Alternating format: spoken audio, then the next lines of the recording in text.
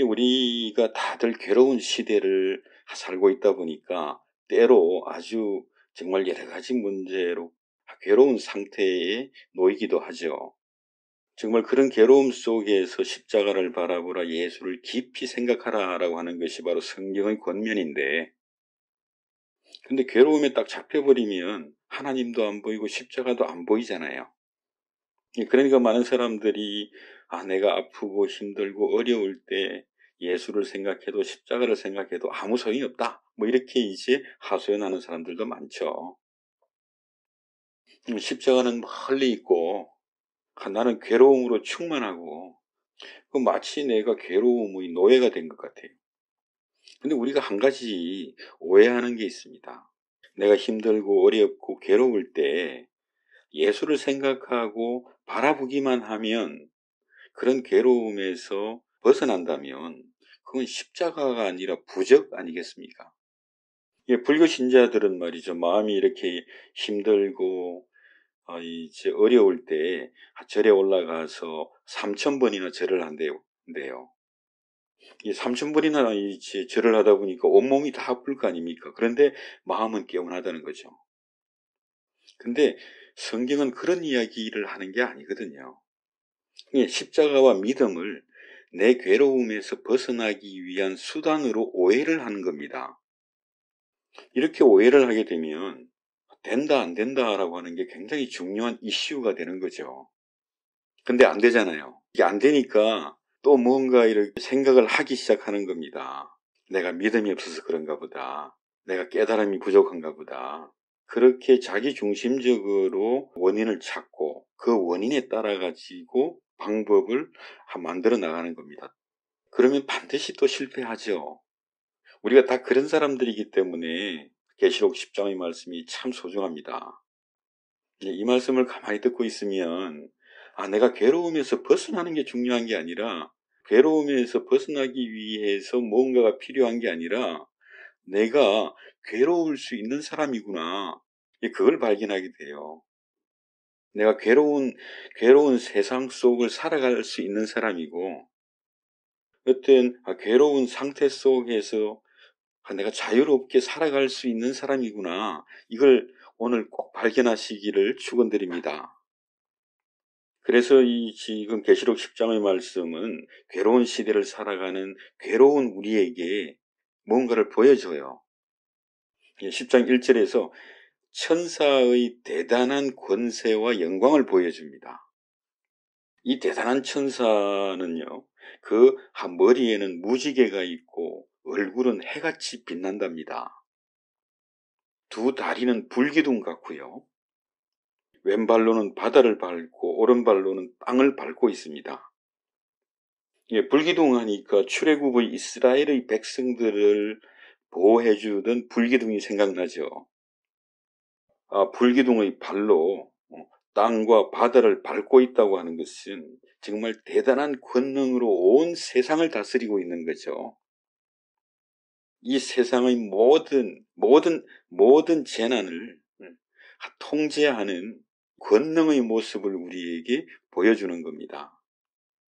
그 당시 헬라 사람들이나 로마 사람들이 상상했던 그 신들의 모습과도 비교가 안 될 정도의 영광과 권세의 모습을 보여주는 거예요. 이 천사 앞에서는 그 많은 헬라의 신들도 로마의 황제도 정말 아무것도 아닌 쓰레기 같은 존재가 되어버리죠. 그런데 이 천사가 누굽니까? 이 천사가 미가엘이다, 가브리엘이다, 이런 건 중요한 게 아닙니다. 중요한 거는 나를 구원하신 우리 주님이 부리시는 종이라는 거예요. 우리 주님의 무한한 광대하심이 이 천사를 통해서 나타나고 있는 거죠. 천사가 중요한 게 아니고 그 천사의 영광과 권세를 넘어서 나를 구원하신 내 하나님의 영광과 권세가 보이시냐고요. 우리가 겪고 있는 그 어떤 재난과 괴로움보다 무한히 광대하시고 무한히 높으신 내 하나님의 권세와 영광이 보이십니까? 이렇게 무한히 광대하시고 무한히 높으신 나의 구속주께서 불기둥보다 더한 것으로 우리를 보호하시고 천사의 두 발보다 더 큰 권능으로 이 온 세상을 다스리신다는 것. 그분이 바로 창조의 하나님이요, 부활의 하나님이요, 종말의 완성의 영광의 하나님이시다. 이 세상의 어떤 재난도, 내 인생의 그 어떤 문제도 하나님의 역사를 방해할 수 없잖아요. 그 어떤 것도 내 인생의 궁극적인 목적지를 바꿔낼 수가 없는 거죠. 내가 아무리 괴로워해도 종말의 영광을 완성하실 그 하나님의 역사를 방해할 수 없다는 거.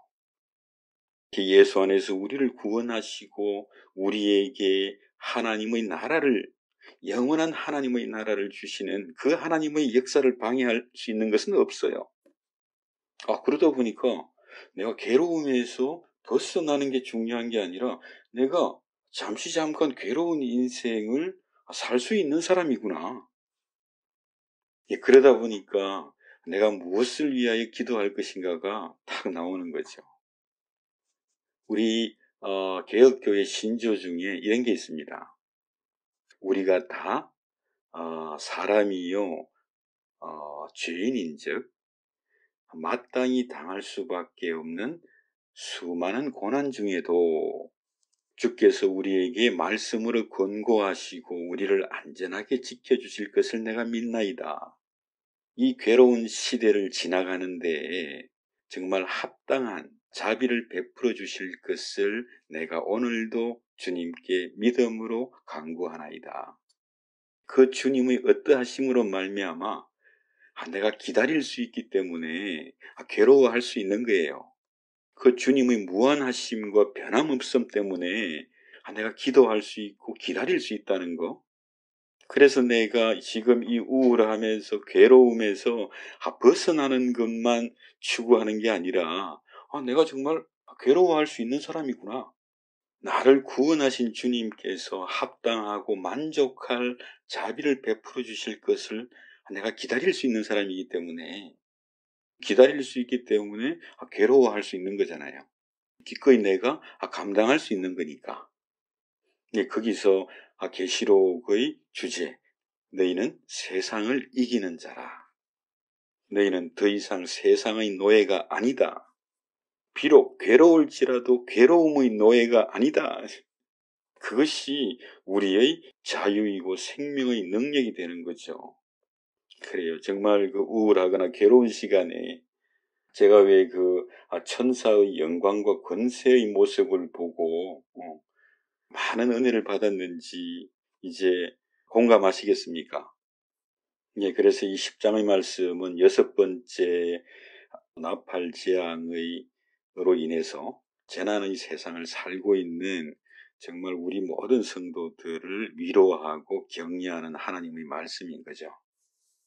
우리 주 예수 그리스도의 죽으심과 부활이 역사적인 사실이라면 하나님의 나라, 종말에 임할 영원한 하나님의 나라도 사실입니다.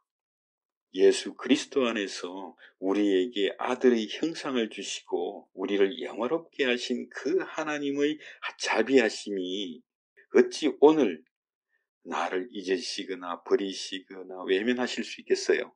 절대 그런 일은 없습니다. 그렇지 않습니까? 함께 기도하시겠습니다. 하나님, 오늘도 어려운 세상 속에 우리 주 예수 그리스도로 말미암아 함께 계시록의 말씀을 나누게 하신 이 은혜를 감사드립니다.